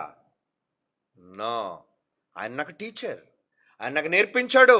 ఆయన దగ్గర నేను విద్యార్థిని. ఆయన చెయ్యమందే నేను చేస్తాను, ఆయన చెప్పకుండా ఏది నేను చెయ్యను. చివరికి భూమి మీదకి వచ్చి యేసు పలికిన ప్రతి మాట ఎవరిదంటున్నాడు? యోహాను సువార్త 7 అధ్యాయం 16. యోహాను సువార్త 7 అధ్యాయం 16 వచ్చాడు, నేను చేయు బోధ నాది కాదు, నన్ను పంపిన వానిదే. నన్ను పంపిన వానిదే. 18 వచ్చును, తనంతట తానే బోధించువాడు స్వకీయ మహిమను వెదుకును. సొంత ఏదో కొత్త విషయాలు చెప్పాలని అబద్ధాలు చెబుతున్నారు. బైబిల్లో కొత్త విషయాలు పరిచయం చేయాలని కొత్త సిద్ధాంతాలు చెబుతున్నారు. త్రియేక దైవం అంటున్నారు. ఏమండి, ముగ్గురులో ఒక్కడంటున్నారు, ఒక్కడే ముగ్గురు అంటున్నారు, ముగ్గురు సమానం అంటున్నారు. నెవర్. తండ్రికి సమానులు ఎవరు కారు. తండ్రికి సమానులు ఎవరు కారు. తండ్రి తండ్రే. తండ్రి మనలను గొప్పవాళ్ళుగా చేస్తే అది ఆయన గొప్పతనం. అది కానీ పుట్టుకతో మనకు వచ్చిన గొప్పతనం కాదది, మనం సంపాదించుకున్నది కాదది. తండ్రి దయతో మనకు పెట్టినది దానం. నిత్యత్వం అనేది తండ్రి మనకిచ్చిన దానం. జ్ఞానం అనేది దేవుడు మనకిచ్చిన దానం, ఆయన వేసిన భిక్షం. అవును, కుమారుడే స్వయంగా నా తండ్రి గొప్పవాడు, నా తండ్రి గొప్పవాడు, నేను ఆయన కన్నా తక్కువ వాడను, ఆయన నాకంటే గొప్పవాడు అని ఒప్పుకుంటున్నాడుగా. అయినా వీళ్ళు ఒప్పుకోలేకపోతున్నారు. చూసారా? అంటే యేసు చెప్పిన మాటను అంగీకరించలేకపోతున్నారండి. మరి యేసుప్రభు వారు గొప్పవాడుగా సమానుడిగా మారిపోయారు కదండి, గొప్పవాడు కదండి. అంటే యేసుప్రభు గొప్పవాడు కాదని ఎవరన్నారు? తండ్రికి మించిన వాడు కాడు. లోకంలో ఒక సామెత ఉంది, ఏమని? తండ్రిని మించిన తనయుడు అనేది. ఎవడు కనిపెట్టాడు? బైబిల్లో ఉందా మాట? తండ్రిని మించిన కొడుకని మనిషికి రాశాడు ఆ పదం. అది బైబిల్ దగ్గర వర్తించదు. తండ్రి తండ్రే, కుమారుడు కుమారుడే. తండ్రికి మించిన కొడుకు కాదు, తండ్రితో సమానుడుగా యేసుప్రభు కోరుకోలేదు. నాకు సమానత్వం కావాలి, సమానత్వం కావాలని కోరుకోలేదు. తండ్రే, నాయన రా కూర్చో, నా పక్కన కూర్చో, నాతో సమానత్వాన్ని నీకు ఇస్తున్నాను నాయన. అది తండ్రి గొప్పతనం. కుమారుని తనతో సమానంగా ఉండుటకు అధికారం ఇచ్చాడు తండ్రి. యోహాను సువార్త 8 అధ్యాయం 49 చూడండి. యోహాను సువార్త 8 అధ్యాయం 49 వచనం. నేను దెయ్యం పట్టినవాడిని అనుకున్నారా? కాను. ఏమండి? నా తండ్రిని ఘనపరుచువాడను. యేసుప్రభు ఎవరటండి? ఎవరిని ఘనపరిచేవాడట? తండ్రిని ఘనపరుస్తాడా? అదేంటండి? ఇద్దరు సమానమైన దైవాలు అయినప్పుడు ఒక దైవం మరొక దైవాన్ని ఘనపరచడం ఏంటి? నేను దైవమైనా మా నాన్న నాకంటే గొప్పోడు, మా నాన్న అందరికంటే గొప్పోడు, మా నాన్న ఒక సూపర్ హీరో, మా నాన్న వల్ల ఇవన్నీ. Yes, my dad is my hero. యేసుప్రభు అంటున్నాడు, మీ హీరోలు ఎవరు? సరే, ప్రతి కొడుక్కి వాళ్ళ డాడీ హీరోయే. నాకు కూడా చిన్నప్పుడు మా డాడీ హీరో. కానీ జ్ఞానం తెలిసిన తర్వాత ఏమనుకున్నాను, ఓకే నాకు మా డాడీ ఇప్పటికీ హీరో, కానీ ఈ హీరోకు మించిన ఒక పెద్ద హీరో ఉన్నాడు. ఎవరైనా? యేసుప్రభు, మరణాన్ని గెలిచిన సూపర్ హీరో. ఇంకా పెద్ద హీరో ఉన్నాడు, ఫైనల్ హీరో. ఎవరైనా? His or father. అందరికీ తండ్రి అయిన దేవుడు, ఈ హీరోలందరికీ ఉన్న ఒకే ఒక సుప్రీం హీరో, సుప్రీం గాడ్. ఒకే ఒక్క తండ్రి, ఇద్దరు ముగ్గురు లేరు తండ్రులు మనకి, ఒకే తండ్రి, వన్ ఫాదర్. ఆయన మించిన తండ్రి లేడు. ఒప్పుకోవాలా? ఒప్పుకోవాలి. కానీ ఇప్పుడు మనం ఆలోచిస్తుంది తండ్రి కుమారుడు, వీళ్ళిద్దరిలో ఎవరు గొప్పవాళ్ళు? ఇద్దరు గొప్పవాళ్లే, కానీ వీళ్ళిద్దరిలో ఎవరు గొప్పవాళ్ళు? తండ్రే గొప్పవాడు అని కొడుకే ఒప్పుకున్నాడు. మన మాటలు కావు ఇవి, స్వయంగా కుమారుడే నా తండ్రి అందరికంటే గొప్పవాడు, నా తండ్రికి మించిన వాడిని కాను నేను అని ఏమన్నాడు? నా తండ్రిని నేను గణపరచువాడును, మీరు నన్ను అవమానపరుస్తున్నారు. 54వ వచనంలో చూడండి ఏమన్నాడు. అందుకు యేసు, నన్ను నేను మహిమపరుచుకుని ఎడల నా మహిమ వట్టిదే. నేను గొప్పండి, నేను గొప్పండి, నిత్యుడిని నిత్యుడిని నిత్యుడిని అని నేను చెప్పుకుంటే అది వేస్ట్ వర్షిప్ అన్నాడు. చూడండి ఏమన్నాడు? నాకు నేను డప్పా కొట్టుకోవడం, డప్పులు వాయించుకోవడం గొప్ప విషయం కాదర్రా. ఏమండి? నా మహిమ వట్టిదే. మా దేవుడని మీరు ఎవరిని గూర్చి చెప్పుచున్నారు? మీరు అందరూ అన్నారు మా దేవుడు, మా దేవుడు, మా దేవుడని. ఎవరిని గూర్చి చెప్పుదురో ఆ నా తండ్రి, అదే మీ తండ్రి, నా తండ్రి నన్ను మహిమపరుచుచున్నాడు. నాకు వచ్చిన మహిమ నేను సంపాదించుకున్న మహిమ కాదు ఇది. బాగా వినండి ఈ మాట, యేసు ప్రభు వారి మాట ఒప్పుకోవాలి ఎవరైనా సరే. తప్పుడు విధానాలు చెప్పి దేవుని మాటలు వంకరగా నడపకూడదు. వంకర మాటలు అన్నాడు, అందుకే వంకర మాటలు పలుకు మనుషులు ఉంటారు, బివేర్, జాగ్రత్త. ఏమంటున్నాడంటే ఇక్కడ, నా తండ్రిని మహిమపరచువాడు నేను. 54, నన్ను నేను మహిమపరుచుకునేలా నా మహిమ వట్టిదేనండి. మా దేవుడు అని మీరెవరి గురించి చెప్పుదురో ఆ నా తండ్రి నన్ను మహిమపరుచుచున్నాడు. కనుక నాకు మహిమ ఇచ్చింది ఎవరు? యేసు ప్రభు వారికి మహిమ ఇచ్చింది ఎవరు చెప్పండి? యేసు ప్రభు మహిమ కలిగిన వాడే, నేను ఒప్పుకుంటాను. ఆ మహిమ నీకు ఎక్కడి నుంచి వచ్చింది అన్నయ్య అని అడిగితే, తమ్ముడు నాకు డాడీ ఇచ్చాడురా. అవునా? డాడీ గ్రేట్ కదా? ఎస్, నీకే కాదురా తమ్ముడు డాడీ, నాకు కూడా డాడీ గ్రేట్ అంటున్నాడు. అదండి ఆయన మంచి మనస్సు. ఆయన అంగీకరించగలేంది మీరెవరు అంగీకరించకపోవడానికి? మీరు అంగీకరిస్తే ఏంటి, అంగీకరించకపోతే ఏంటి? ఏసు ఒప్పుకుంటే మాకు ఏసు ఒప్పుకోలతో పని లేదండి.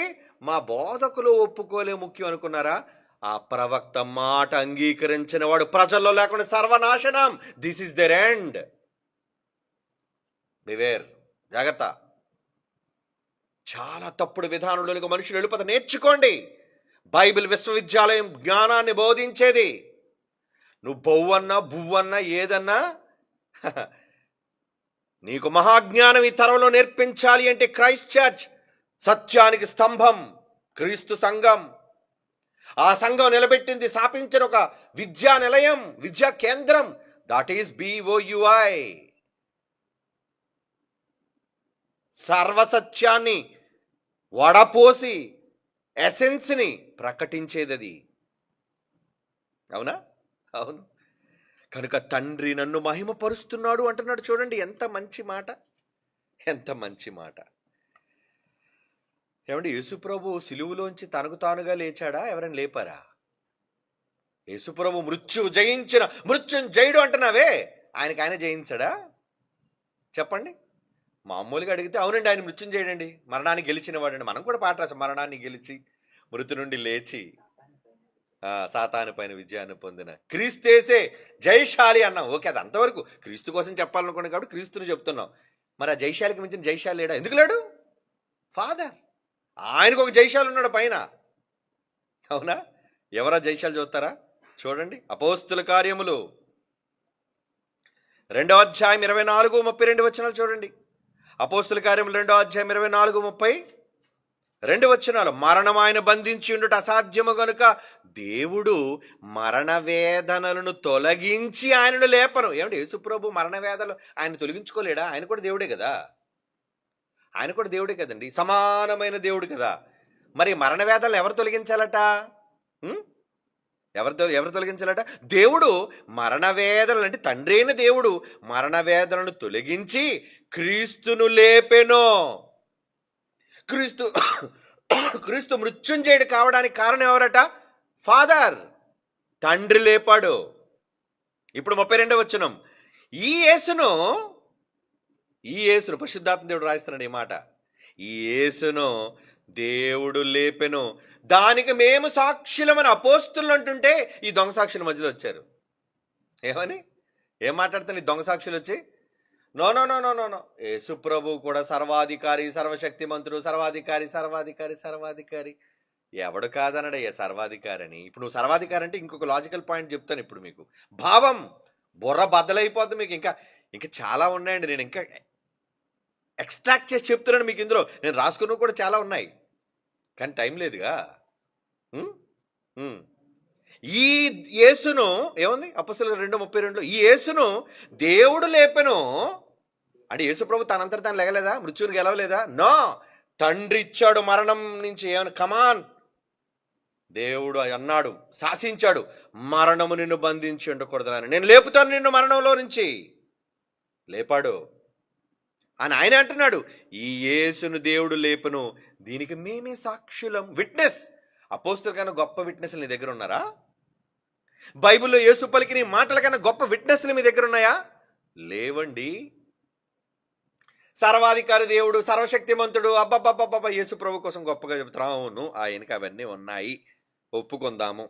మరి ఒకవేళ అన్నీ ఆయనకు అనుకుంటే, ఇప్పుడు మీకు ఒక ప్రశ్న వేస్తున్నాను. ఏంటది? మత్తయి సువార్త 24:36 వచనం. మత్తయి సువార్త 24:36, అయితే ఆ దినమును గూర్చి, ఆ గడియను గూర్చును తండ్రి మాత్రమే ఎరుగును. ఏ దినం? ఫైనల్ డే, జడ్జ్మెంట్ డే, ముగింపు దినం. అవునా? ఆయన రెండవ రాకడ ఇదే కదండి. ఆ దినమును గూర్చి, ఆ గడియను గూర్చి, అంటే ఆ రోజు తెలీదు, ఇంకా ఆ గడియ అంటే ఆ సెకండ్, ఆ టైం. నాయన నువ్వు కరెక్ట్గా 7:10 బయలుదేరు చెప్పాలి. ఏ రోజు నాన్నగారు? పలానా రోజు డిసెంబర్ 25వ తేదీ 7:10 బయలుదేరిన ఆయన చెప్పాలి. డేట్ చెప్పాలి, టైం చెప్పాలి. ఎవరు చెప్పాలట? తండ్రి మాత్రమే అన్నాడు. చూడండి అక్కడ, మాత్రమే అంటే ఏంటి? One and only. మరి యేసు ప్రభు కూడా తండ్రితో సమానుడు కదండి, కూర్చోబెట్టుకున్నాడు సమానుడని. అన్నీ తెలుసా యేసు ప్రభుకి? యేసు ప్రభు ఒప్పుకోండి, నాకు తెలియదే బాబు, నాకు తెలీదు నాకు. మరి వీళ్ళు ఏమన్నారు? యేసు ప్రభుకి సర్వం ఎరిగిన వారు, సర్వజ్ఞాని, సర్వాంతర్యామి, ఈ సర్వనే పనికిరాని మాటలు సర్వపిండి కలిపినట్టు ఎందుకరా అలా కలుపుతున్నారు? బైబిల్ని కలగోర గంప చేయకండి. బైబిల్లో ఉన్నది ఉన్నట్లుగా సత్యవాక్యమును సరిగా విభజించి మాట్లాడాలి. ఎవరి దగ్గర మాట్లాడడం కాదు. This is BOUI, this is Christ church. బైబిల్ని ఎప్పటికీ సంవత్సరాలుగా చదువుతూ, అన్వేషిస్తూ, రీసెర్చ్ జరుగుతోంది. Still going on. Bible research ఎప్పటికీ కొనసాగుతున్నది BOUIలో. ఎవరో రాసిన పనికిరాని సిద్ధాంతాలు, మున్నుపు రాసిన వాళ్ళందరూ దొంగ కవిత్వాలు, దొంగ రాతలు, ఏమండి కామెంట్రీలు, అలాంటి చదివే అవసరత BOUIకి లేదు, క్రైస్ట్ చర్చ్కి లేదు, అక్కర్లేదు. ఎందుకంటే బ్రాండ్ ఈజ్ బైబిల్. ఇందులో బ్రాండే బైబిల్. అది చాలు. ఏమంటే ఇప్పటివరకు చెప్పిన మాటలు ఏదైనా బైబిల్కి మించి అతీతంగా ఆ భాషలో ఉంది, ఈ భాషలో ఉంది, అక్కడ ఉంది, వీడి పుస్తకంలో ఉందని చెప్పారా? నేను పలికే ప్రతి మాటకి పిన్ టు పిన్ బైబిల్ మీకు చూపిస్తున్నాను. ఇంకేం కావాలి? వద్దా బైబిల్? వద్దైతే వదిలేండి, బైబిల్ని వదిలేండి అర్రా. ఎందుకు అనవసరంగా గలిబీలు రేపుతున్నారు? వద్దర్రా సోదరులారా, వద్దు. యేసు చెప్పిన మాటను మీరు అంగీకరించాలి. ఆ ప్రవక్త మాట అంగీకరించకపోతే మీరు కొట్టివేయబడతారు, ప్రజలలో నుంచి సర్వనాశనం అయిపోతారని చెబుతున్నాడు. చూడండి, అవునా? ఓకే, కనుక ఇప్పుడు మనం డిస్కస్ చేస్తున్న దాంట్లో తండ్రి మాత్రమే ఎరుగును గాని ఏ మనుష్యుడైనను, పరలోకమందలి దూతలైనను నాకు తెలుసు అనుకున్నారా? కొడుగ్గా నాకు కూడా తెలియదని. సరే చూడండి, యేసుప్రభుకు తెలీదా? కొడుకు కదా, సమాన దేవుడు కదా, అన్నీ తెలిసినవాడు కదా. దేవునితో సమానుడైనప్పుడు దేవునికి ఎన్ని తెలుసు, ఈయన కూడా అన్నీ తెలియాలిగా. మరి తెలియదంటే నాన్నగారికి సమాధానం తెలుసు. మరి కొడుకు మీకు సమాధానం తెలుసా? సారీ అండి నాకు తెలియదు. ఇప్పుడు ఎవరు గొప్ప? నాన్న గొప్ప, కొడుకు గొప్ప? తండ్రే గొప్ప. ఒప్పుకోవాలి. ఒప్పించేవాళ్ళం మేము. ఏమండి? బలవంతంగా ఒప్పించేవాళ్ళం కాదు, వాక్యాన్ని చూపించి ఒప్పించేవాళ్ళం. అక్షరాలు మీరు చూపిస్తారు, మీరేం చూపిస్తారు? అక్షరాలు అక్షరాలు అక్షరాలు అక్షరాలు నా అక్షరాలు వెనుకున్న భావం. యేసుప్రభు అంటున్న సందర్భం నాకు తెలీదు, కొడుకు కూడా తెలియదు అన్నాడు. కొడుకుగా నాకు కూడా తెలియదయ్యా. అప్పుడు మీరు అనొచ్చా, సిలువేయబడి ఇంకా లేవలేదు కండి, సర్వాధికారం రాలేదు కదా, తెలియదండి అని ఇలా మెలికి పెడతారు మళ్ళా. ఓకే, సిలువ వేయబడి తిరిగి లేచాడు. లేచాడా? లేచిన తర్వాత ఏమంటున్నాడు? మత్తయి సువార్త 28వ అధ్యాయం చూడండి, 18వ వచనం. లోకా సువార్త 28:18, క్షమించండి, మత్తయి సువార్త 28:18. అయితే యేసు వారి యొద్దకు వచ్చి, పరలోకమందును భూమి మీద నాకు సర్వాధికారం ఇవ్వబడి ఉన్నది. సర్వాధికారం అంటారు కదా, వచ్చేసింది పవర్ ఈయనకి. ఆ సర్వాధికారం ఈయన దగ్గర అంటే తండ్రి కొన్న పవర్స్ అన్ని యేసుప్రభుకి వచ్చాయా? ఓకే, వచ్చేసాయి. తిరిగి లేచాడు. లేచిన తర్వాత అపోస్తుల కార్యాలు ఏం మాట్లాడుతున్నా చూడండి. అపోస్తుల కార్యాలు 1:7. సర్వాధికారం పొందుకున్న తర్వాత యేసుప్రభు వారు చెబుతున్న మాట ఏంటా మాట? అపోస్తుల కార్యములు 1వ అధ్యాయం 7వ వచనం. ఏంటా మాట? కాలములు సమయములు తండ్రి తన స్వాధీనమందుంచుకొని ఉన్నాడు, వాటి కోసం డిస్కషన్ మీరు చేయకండి, షటాప్ అన్నాడు. ఏమండి? కాలములు సమయములు ఎవరి చేతిలో ఉన్నాయట? తండ్రా. అదేంటయ్యా, ఆయన మీరు యెహోవా కుమారుడైన క్రీస్తు ఇద్దరు సమాన దేవుళ్ళు కదా, మళ్ళా కొన్ని ఆయన చేతిలో ఉండడం ఏంటి? ఏమండి? ఇంట్లో అత్త గొప్పదా, కోడలు గొప్పదా? అత్త గొప్పదంటే అత్త దగ్గర గుర్తుండాలి, తాళాల గుర్తు. కోడలు గుర్తుంటే కోడలు గొప్పదైతే ఏమండి, 80-20 తాళాలు ఎక్కడ ఉండాలి? కోడల దగ్గర ఉండాలి. కనుక తాళాలు ఎవరి దగ్గర ఉంటే వాళ్ళే గొప్పోళ్ళు, అవునా? తాళం ఎవరి దగ్గర ఉంటే వాళ్ళే గొప్పోళ్ళు. ఇప్పుడు ఈ తాళం ఎవరి దగ్గర ఉంది? తండ్రి దగ్గర ఉందా, కొడుకు దగ్గర ఉందా? నాయన రెండో రాకడ ఎప్పుడు జరగాలో అన్న విషయం మా నాన్నకే తెలుసు, నాకు కూడా తెలియదు. ఇది ఎప్పుడంటే ఈ మాట, కాలములు సమయములు తండ్రి తన స్వాధీనమందు ఉంచుకొని ఉన్నాడు అని పలుకుతున్న ఈ మాట ఆఫ్టర్ రిజరక్షన్, సర్వాధికారం వచ్చిన తరువాత చెబుతున్న ఈ మాట. అంటే ఇప్పుడు యేసుప్రభు సర్వాధికారి అంటే దేనికి సర్వాధికారి? తండ్రి మీద అధికారం లేదో. యేసుప్రభు తండ్రి మీద అధికారం చేసే వ్యక్తి కాడో, మంచోడు ఆయన. మీరు చేస్తారు అధికారాలు, పనికిరాని అధికారాలు. అవకాశం ఉన్న అధికారమును చెయ్యని వ్యక్తి యేసుప్రభు, లోబడే వ్యక్తి. మీరేమంటారు? సమానమైన దేవుడు తక్కువ చేసి మాట్లాడుతున్నారా యేసుప్రభుని? భరించలేం, సహించలేం, అయితే ఆత్మహత్య చేసుకోండి. ఏం చేస్తారు? ఇన్ని మాటలు మీరు చూపించేది ఏదో ఎంగిలి మాట్లాడితే 1-2 మాటలు చూపిస్తారేమో. బైబిల్లో అలిసిపోయినంత వరకు చూపిస్తాను ఇప్పుడు నేను. అలిసిపోయినంత వరకు, ఇంకా ఉన్నాయి చాలా, అలిసిపోయినంత వరకు. దేవుని పిల్లలారా, మిమ్మల్ని అవమానపరచాలన్నది కాదు నా ఉద్దేశం. తెలుసుకోండి. తప్పుడు వాదనలు, తప్పుడు సిద్ధాంతాలు ప్రజల మధ్యకు ప్రవేశపెట్టకండి. ఇట్స్ సిన్, పాపం. నేర్చుకోవడానికి మీకు అహం అనేది అడ్డు వస్తుంది కదా, పనికిరాని దరిద్రపు అహం. తెసాయి దాన్ని. అహం ఎందుకయ్యా నీకు? నేర్చుకో. మా దగ్గర పోనొద్దు, నువ్వు నేర్చుకోవద్దులే, ఎందుకంటే నువ్వు మహాజ్ఞానం కదా. బైబిల్ దగ్గర నేర్చుకో. మా దగ్గర రావడానికి నీకు సిగ్గుచేటు, మా దగ్గరికి రావడానికి నీకు చిన్న చూపు. బైబిల్ దగ్గర కూర్చో, బైబిల్లో రాయబడిన మాటలు చదువు. యేసుప్రభువుకు తెలీదా? తెలీదు. తాళం తెలిసి సర్వం తెలిసిన తండ్రి గొప్పోడా? తెలియని. ఏమండి, మృత్యువుని గెలిచిన తర్వాత కూడా నాకు తెలియదు అంటే యేసుప్రభు గొప్పోడా? ఏమండి, అలాగని యేసుప్రభు తక్కువడని కాదు మన ఉద్దేశం. తండ్రిని మించినడు కాడు, తండ్రి కన్నా గొప్పడు కాడు, తండ్రి సమానుడు కూడా కాదు. తండ్రి సమానుడుగా మనం అనుకుంటున్నాం, ఏమండి, మనం భావిస్తున్నాం. ఏమని అప్పుడప్పుడు అంటున్నాం, ఏమండి మీరు నా తండ్రి సమానులు అంటే కన్నాడా నేను? మనం మాట్లాడుతూ నా తండ్రి సమానులండి మీరంటే, మీ అమ్మ మెళ్ళ తాళి కట్టాడు ఆయన? తండ్రి సమానుడు నువ్వు అండంలో ఉద్దేశం ఏంటి? మీరు వయస్సులో మా తండ్రి ఎలాగైతే ఎంత ఏజో మీరు అంత ఏజ్ అండి, అందుకే నా తండ్రిని మీలో చూస్తున్నాను, నా తండ్రితో సమానంగా మిమ్మల్ని భావిస్తున్నాను. అలా నువ్వు ఆలోచించుకోవాలి. తండ్రి యేసుప్రభువుకి తనతో సమానత్వాన్ని ఇచ్చాడంటే తండ్రికి మించినోడని కాదు, తండ్రికి తెలియని విషయాలని కాదు. కూర్చొని ఆయన నేర్పిస్తాను, కూర్చో. ఎక్కడికి వెళ్తున్నావు? భూమి మీదకి వెళ్తున్నావు కదా, కూర్చో, పలక బలపం తెచ్చుకో.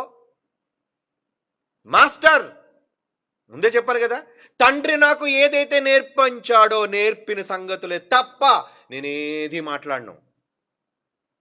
నేర్పించాడు, ఆయనే బాగానే ఉన్నాడు. నేర్చుకుని యేసు ప్రభు తక్కువ చేసుకొని నేను గొప్పవాడు కాడు, నా తండ్రే గొప్పవాడు అని ఒప్పుకొని బాగానే ఉన్నాడు. మీరెందుకర్రా ఒప్పుకోలేకపోతున్నారు? ఎవడు నేర్పించాడు ఈ దుర్బోధ? ఎవడు నేర్పించాడు ఈ తప్పుడు విధానం? మారండి, విధానం మార్చుకోండి. అమ్మ ఇప్పుడు మార్చేసుకుంటే ఎలాగండి? ప్రజలందరి దగ్గర అవమానించబడతా అంటే నరకానికి పోయడం మీకు ఇష్టమేనా? ప్రజల నుంచి సర్వనాశనం అయిపోవడం మీకు ఇష్టమేనా? యేసుప్రభు చెప్పిన మాట మీరు ఒప్పుకోరా? ఒప్పుకోవాలి, ఒప్పుకోవాలి. దేవుని పిల్లలారా, ఈరోజు మనం ఏం ఆలోచిస్తున్నాం చెప్పండి? ఏం ఆలోచించాలి? హెబ్రీయులకు రాసిన పత్రిక, హెబ్రీ పత్రిక 2వ అధ్యాయం 9వ వచనం. హెబ్రీ పత్రిక 2వ అధ్యాయం 9వ వచనంలో ఏమన్నాడు? దేవుని కృప వలన ఆయన ప్రతి మనుష్యుని కొరకు మరణం అనుభవించినట్లు దూతల కంటే తక్కువ చేయబడిన యేసు, దూతల కంటే తక్కువ చేయబడిన యేసు అంటే ఇప్పుడు దూతల కంటే యేసు ప్రభు తక్కువ చేయబడ్డా లేదా? శరీరములో ఏమండి తక్కువ చేయబడ్డాడు. చేయబడిన యేసు మరణము పొందినందున మహిమా ప్రభావములతో కిరీటము ఆయనకు పెట్టి ఆయనను చూచుచున్నాము. ఎవని నిమిత్తము సమస్తమును ఉన్నవో, ఎవని వలన సమస్తమును కలుగుచున్నవో ఆయన అనేకులైన కుమారులను మహిమకు తెచ్చుచుండగా కొడుకులందరినీ మహిమపరుస్తుంది ఎవరు? తండ్రి.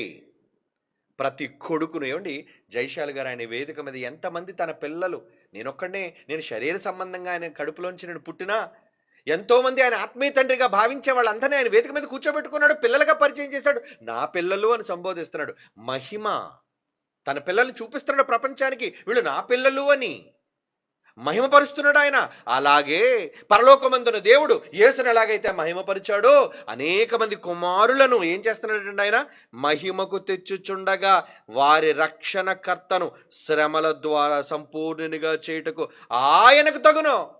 ఎవరికి తగును? తండ్రి అయిన దేవునికి తగును. నువ్వు శ్రమ పడాలి, రక్షణ పొందాలి, అనేక మందిని రక్షించాలి, రక్షణ ఇవ్వాలి. నాయన యేసు, నువ్వు వెళ్ళి నాయన శ్రమపడు, శ్రమ పడాలి. శ్రమ పడ్డానికి యేసు ప్రభును భూమి మీదకి పంపాడు, కష్టపెట్టాడు, శిలువ మరణం పొందినంతగా చేశాడు. లేదంటే నీ కూడా పరలోకం ఇవ్వనన్నాడు. అవునా? బాగా వినండి. ఒకరు యేసు ప్రభును భూమి మీదకి పంపలేదు, పరలోకంలో తన పక్కనే ఉంచేసుకున్నాడు అనుకోండి. మనం అష్టకష్టాలు పడి, ఇబ్బందులు పడి, ఎన్నో ఇబ్బందులు పడి, శ్రమలు పడి మొత్తానికి పరలోకం చేరుకున్నాం. అప్పుడు దేవుడిని ఏమంటావు తెలుసా? ఆహా తండ్రి, గొప్ప న్యాయవంతుడు కదా నువ్వు కన్నా నీ కొడుకును మాత్రం నీ పక్కనే పెట్టుకున్నావు, ఆయనకి ఏ కష్టం ఉండదట. మేం మాత్రం పిల్లలుగా భూమి మీద ఉండి కష్టాలన్నీ పడి మేము రావాలా అని అడగరా? అడుగుతారు. అందుకు దేవుడు ఏమన్నాడు? కుడిపక్క చూశాడు, నాన్నగారు ఏంటి అలా చూస్తున్నారు? మరి నీకు కూడా పరలోకం రావాలి అంటే నువ్వు కూడా కష్టపడాలి నాయన, శ్రమ పడాలి. మిగతా నా పిల్లల్లాగా నువ్వు నా కొడుకువే కదా. మరి వాళ్ళకి ఎలాగైతే కష్టపడితే పరలోకం ఇస్తాను, నువ్వు కూడా కష్టపడకుండా నీకు పరలోకం ఇవ్వను. కమాన్ మూవ్ అన్నాడు. That is father. ఈయన నా కొడుకండి, ప్రత్యేక ఈయన మాత్రం ఎక్కడికి పంపనండి, నా పక్కలో పెట్టుకుంటానండి అనలేదు. వెళ్ళో అన్నాడు. మారు మాట్లాడకుండా యేసుప్రభు వచ్చేసాడు. అందుకే పంపినట్టున్నాడు చూడండి. వారి రక్షణకర్తను శ్రమల ద్వారా సంపూర్ణంగా చేయుటకు ఆయనకు తగును. కష్టపడాలి, నువ్వు వెళ్ళు. ఆయన కష్టపడిపోయాడు, వచ్చేసాడు. అందుకే కష్టపడిపోయిన తర్వాత యేసుప్రభు ఏమన్నాడు తెలుసా అండి? ఆయన అన్న మాట చాలాసార్లు మీరు చదువుకున్న మాట, తండ్రి లోకం పుట్టక మునుపు నీ యొద్ద నాకు ఏ మహిమ ఉందో అది నాకు ఇవ్వా ప్లీజ్. ఈయన అడుక్కోవడం ఏంటి? అడగాల తండ్రిని? అది నా హక్కు అన్నాడా? నేను దేవుణ్ణి, నాకు కుర్చీ ఎవరు ఇవ్వడం ఏంటి? నేను తండ్రితో సమానుణ్ణి, నా కుర్చీ మీద నేను కూర్చుంటాను అనలేదు. ప్లీజ్ తండ్రి, నీ యొద్ద నాకు ఏ మహిమ ఉందో నువ్విచ్చావు కదా మహిమ. అనేక మంది కుమారుల మహిమను నువ్వే కదా తెచ్చావు, నన్ను కూడా తెచ్చావు కదా. ఆ మహిమతో నన్ను ఇప్పుడు మహిమపరచు. అంటే తండ్రి మహిమ ఇవ్వకుండా కొడుకు మహిమ రాదా? కొడుకు సొంతంగా మహిమాన్వితుడు కాడా? హీరోగా యేసుప్రభును చూపించిన వాడే దేవుడు. ఈ భూమి మీద రక్షకుడుగా, సర్వాధికారిగా, రాజుగా ప్రొజెక్ట్ చేసిందే తండ్రి అయిన దేవుడు చూపించాడు. నువ్వు వెళ్ళు నాయన, చనిపో, నిన్ను లేపుతాను, నిన్ను హీరోగా చూపిస్తాను, అప్పుడు రా, నీకు సర్వాధికారం ఇస్తాను, నేను ఇస్తాను, నువ్వు తీసుకునేది కాదు, అది నేను ఇస్తాను, వచ్చి నా పక్కన కూర్చో. దేవుని మనస్సు చూశారండి, ఆ తండ్రి మనస్సు అది యేసులో ఉందండి. ఆయన అర్థం చేసుకున్నాడండి, నా తండ్రి ఎప్పుడు నా తండ్రి సింహాసనం కావాలని, అధికారం కావాలని కోరుకోలేదు. విధేయత కనుపరుచున్నదని. ఈయన కూడా దేవుడైతే మళ్ళీ ఎవరికి విధేయత చూపించాలి? ఈయన కూడా దేవుడే కదా, యెహోవాతో సమానుడు కదా. ఆ దేవుడు మరి యెహోవాకి ఎందుకు విధేయత చూపించాలి? విధేయత చూపించకపోతే ఇవ్వడా? పరలోకం రాదా? సింహాసనం ఉండదా? ఉండదు. ఏది రావాలన్నా ఉండాలన్నా ఎవరివ్వాలి? పరలోకపు తండ్రి మనకి ఇవ్వాలి అంటున్నాడు చూడండి. అవును, ఆయనే మనకి ఇవ్వాలండి. దేవుడు రాయించిన ఈ మాటల్లోని పరమార్థం అర్థమవుతుందా? యోహాను సువార్త 5:23. ఎవరెవరికి అధికారం ఇచ్చారో చూడండి. యేసుప్రభు వారు ఒప్పుకున్నారు. యోహాను సువార్త 5:23, తండ్రిని గణపరచునట్లుగా అందరూ కుమారుణ్ణి గణపరచవలెనని. నన్ను ఎలాగైతే మీరు గణపరుస్తున్నారో తండ్రిగా, నా కొడుకును కూడా మీరు గణపరచాలి అని తీర్పు తీర్చుటకు సర్వాధికారమును కుమారునికి అప్పగించి ఉన్నాడు. ఎవరు అప్పగించారు? తండ్రి అప్పగిస్తే కొడుకొచ్చింది. కొడుకు స్వయంగా సంపాదించుకున్నది కాదది. ఏమండి, చదవండి ఆ మాట. యేసుప్రభు అంటున్న మాట, తండ్రిని గణపరచునట్లుగా అందరూ కుమారుని గణపరచవలెనని తీర్పు తీర్చుటకు సర్వాధికారమును కుమారునికి అప్పగించి ఉన్నాడు. కుమారుని గణపరచనివాడు ఆయన పంపిన తండ్రిని గణపరచడు. అంటే నన్ను గణపరిస్తేనే మా నాన్నను గణపరిచినట్లు. అంటే ముందు ఘనత ఎవరికి వెళ్ళాలని యేసుప్రభు వారు కోరుకున్నారు? నాకు కాదు, మా నాన్నకి వెళ్ళాలి ఘనత. మా నాన్నకు ఘనత రావాలంటే నన్ను మీరు గణపరచండి. ఎందుకంటే నన్ను గణపరచడానికే నా తండ్రి పంపించాడు. అదే కదండి దాని మాట అర్థం. అందరూ కుమారుని గణపరచవలనని తీర్పు తీర్చుటకు సర్వాధికారము కుమారునికి తండ్రి అప్పగించాడు. చేతిలో పెట్టాడు తీసుకొచ్చి అధికారం. అంటే ఇప్పుడు సర్వాధికారి ఎవరు కనబడుతున్నారు? యేసుప్రభు సర్వాధికారి అయినా సర్వాధికారికి పైన ఒక అధికారి మాత్రం ఉన్నాడు. One man, one father, one supreme. ఆయన ఎవరో కాదు, అందరికీ తండ్రి అయిన దేవుడు ఆయన. అవునండి, అందరికీ తండ్రి అయిన దేవుడు.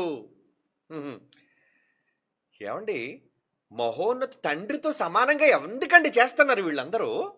అసలు తండ్రి మనసు ఎలాంటిదో తెలుసు? ఒకప్పుడు బైబిల్లో చూస్తారా? కీర్తన గ్రంథం 89వ కీర్తన 6వ వచనం చూడండి. 89వ కీర్తన 6వ వచనం. 89వ కీర్తన 6వ వచనం ఏముంది అక్కడ? మెంటను యెహోవాకు సాటి అయిన వాడు ఎవడు? పైన ఉన్నాడే ఒక తండ్రి యెహోవా, ఆయనకి సాటి అయిన వాడు ఎవడో? దైవపుత్రులలో యెహోవా వంటి వాడు ఎవడో? బా, ఎలా ఉందండి ఈ మాట? యేసుప్రభు దైవపుత్రుడే, పరిశుద్ధాత్ముడు దైవపుత్రుడే. ఆదా మొదలుకొని మనమంతా దైవపుత్రులమే. అంటే యేసు మొదలుకొని ఎప్పటి వరకు ఆయన గర్భాన పుట్టిన మనుషులందరిలో అందరూ దైవపుత్రులైతే దైవపుత్రులలో యెహోవా వంటి వాడు ఎవడున్నాడు? ఆయన అంత గొప్పడున్నాడా? యెహోవా అంత గొప్పడున్నాడా? నేను యేసుప్రభు చెయ్యి ఎత్తలేండి, మంచోడు ఆయన. నువ్వు ఎత్తేస్తుంటావు, ఈ దొంగలు ఎత్తేస్తారు. వెనకతలు ఉన్నారనుకోండి, వీళ్ళు ఒక పార్టీ ఫామ్ చేసి, ప్రభువా మేమంతా నీ పార్టీ ప్రభువా, తండ్రి పార్టీ కాదు మేము. అక్కడికి వెళ్ళిన ఈ నీచపు బుద్ధి పోయింది కాదండి వీళ్ళకి. చేస్తారు అక్కడ కూడా, పరలోకాన్ని కూడా గొడవలమయం చేస్తారు వీళ్ళు. అందుకే ఇలాంటి వాళ్ళందరినీ క్షవరం చేసి కత్తిరించి నాశనానికి పంపి వీటన్నిటినీ సత్యాన్ని అంగీకరించిన వాళ్ళేనండి పరలోకానికి తీసుకెళ్తారు. ఎందుకంటే వాళ్ళు మంచోళ్ళు. అక్కడ తండ్రికి కొడుకుల మధ్య గొడవలు పెట్టేవాళ్ళు కాదు వాళ్ళు. నేను తండ్రి పార్టీ, నేను కొడుకు పార్టీ అనుకునేవాళ్ళు కారు అక్కడ. ఇక్కడ చూడండి, మనిషికి ఒక పార్టీ, మనిషికి ఒక గ్యాంగ్, మనిషికి ఒక ఫాలోయింగ్, మనిషికి ఒక అబద్ధం. ఏమంటున్నాడు? యెహోవాకు సాటి అయిన వాడు ఎవడు? తండ్రి లాంటి. తండ్రికి సాటి ఎవరండి? యేసుప్రభు సాట? నెవర్. నేనైతే ఒప్పుకోను. యేసుప్రభు తండ్రికి సాటి కాడు. తండ్రే. తండ్రి కన్నాడు. నెక్స్ట్ వీక్ మరలా చెప్తాను. కన్నాడు అనేది వచ్చింది కాబట్టి మరి చెప్పాలి కదా. చాలా మందికి సందేహం ఉంది, ఇంతకీ యేసుక్రీస్తు ప్రభు పుట్టాడా లేదా? ఈ డౌట్లు కూడా ఉన్నాయి చాలా మంది. తండ్రి కన్నాడా? యేసు ప్రభు పుట్టాడా? ఇస్తాను క్లారిటీ దీనికి కూడా. Don't worry, wait my children. ఎవరి కోసం చెప్తాను అనుకున్నారు? పోటీదారుల కోసం కాదు, సందేహాలు ఉండే మీ మీద కనికెరపడి చెబుతున్నాను ఈ మాట. సందేహపడు వారి మీద కనికెరపడండి అన్నాడు కదా, కనికరంతో చెప్పాలనుకున్నాను. సవాళ్ళు కాదు. సవాళ్ళు అంటారా? దొంగని ఎవరిని నిలబెట్టండి బయట, బైబిల్ తప్పన్నవాడిని ఎవరిని నిలబెట్టండి, రెడీ. టర్మ్స్ అండ్ కండిషన్స్కి ఒప్పుకొని, ఓడిపోతే ఒప్పుకోవాలి. మీతో కాదు పోటీ, దేవుని పిల్లలారా. అంటే బైబిల్లోని మాటలు చూసారా? మీకు అర్థమైందా లేదా? యెషయాగ్రంథం 40వ అధ్యాయం 25వ వచనం. యెషయాగ్రంథం 40వ అధ్యాయం 25. నీవు ఇతనితో సమానుడు అని మీరు నన్ను ఎవనికి సాటి చేయదురు అని పరిశుద్ధుడు అడుగుతున్నాడు. ఎవరు అడుగుతున్నారండి? తండ్రి అడుగుతున్నాడు. ఏమని? నీవు ఇతనితో సమానుడు. యేసుప్రభు నీతో సమానుడండి. పరిశుద్ధాత్మదేవుడు యెహోవా నీతో సమానుడండి. ఎవరి కోసం రా చెబుతున్నారు మీరు? ఎవరి కోసం? నీవితనితో సమానుడు అని మీరు నన్ను ఎవరిని సాటి చేయి చెప్పుదురని పరిశుద్ధుడు అడుగుచున్నాడు. దేవుని పిల్లలారా, అంటే ఈ మాటల వెనక భావం, ఆంతర్యం ఏమనుకుంటున్నారు? చెప్పండి. చాలా ఉన్నాయండి మాటలు. కన్క్లూషన్ ఒక మాట చెప్తాను. కొరింథీయులకు రాసిన మొదటి పత్రిక 11వ అధ్యాయం 3వ వచనం. కొరింథీయులకు రాసిన మొదటి పత్రిక 11వ అధ్యాయం 3వ వచనం. ప్రతి పురుషునికి శిరస్సు క్రీస్తు. ఇంకా ముందుకెళ్తే ప్రతి స్త్రీకి శిరస్సు ఎవరు? ఈ మానవ సమాజంలో ఒక స్త్రీకి హెడ్ ఎవడో తెలుసా? మగాడు. దేవుడు పెట్టాడు. ప్రతి స్త్రీకి శిరస్సు ఎవరట? పురుషుడు. ప్రతి పురుషునికి శిరస్సు క్రీస్తనియు. అవునా? ఆ మాట ఇక్కడ కూడా ఉంది. స్త్రీకి శిరస్సు పురుషుడనియు. అంటే లైన్ ప్రకారం ఆలోచిస్తే స్త్రీకి శిరస్సు పురుషుడట, పురుషుడికి శిరస్సు క్రీస్తట. క్రీస్తునకు శిరస్సు హెడ్ దేవుడు. ఎవరు? తండ్రి. ఆయనకి ఎవరు హెడ్ కారండి, ఈయనే ఒక పెద్ద హెడ్ అండి అని ఒక హెడ్లెస్ ఫెలో మాట్లాడుకో. అంటే బుర్రలేనోడా అని అర్థం. ఇక్కడ యేసు ప్రభు వారికి హెడ్ అని ఎవరు అంటున్నారండి? పరిశుద్ధాత్మ దేవుడు, సర్వసత్యం తెలిసిన పౌలు. యేసుప్రభుకి హెడ్ ఎవరు? యేసుప్రభుకి హెడ్ ఎవరు? దేవుడు. అంటే ఏ ఆదేశమైన తండ్రి చెప్తే యేసుప్రభు okay my dear father, okay my dear lord. అలాగే ప్రభువా శిరసా వహించేవాడు తండ్రితో సమానుడు ఎందుకు అవుతాడు చెప్పండి? ఇంత సబ్జెక్ట్ తెలియాలి. ఎప్పటివరకు నేను మాట్లాడిన సబ్జెక్ట్ అంతా తెలియాలి. ఎన్ని రెఫరెన్సెస్, ఎన్ని భావాలు, ఎన్ని అర్థాలు, స్వయంగా యేసు పలికిన సొంత మాటలు.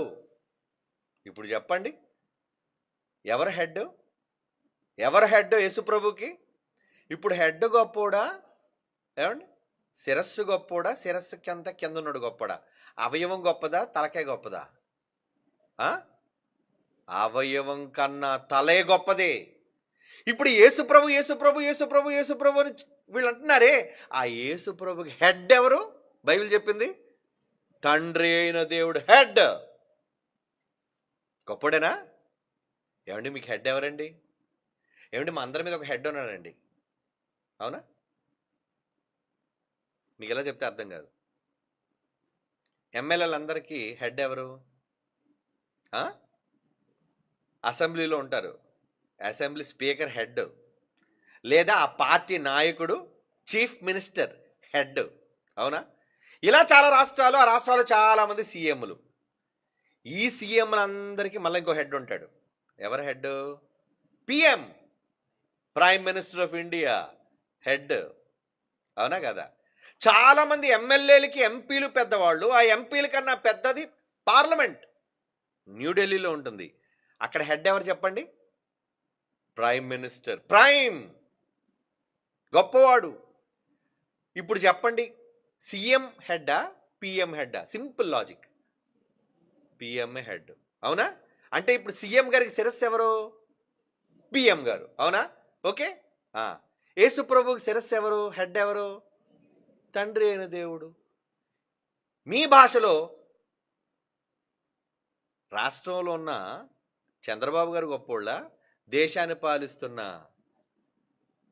నరేంద్ర మోడీ గొప్పోడా? అధికారంలో, సర్వంలో, వైశాల్యంలో దేశాన్ని పాలిస్తున్నాడు ఆయన. నువ్వు రాష్ట్రంలో ఒక చిన్న హెడ్. ఈ అన్ని హెడ్లకి ఒక సుప్రీం హెడ్ ఆయన.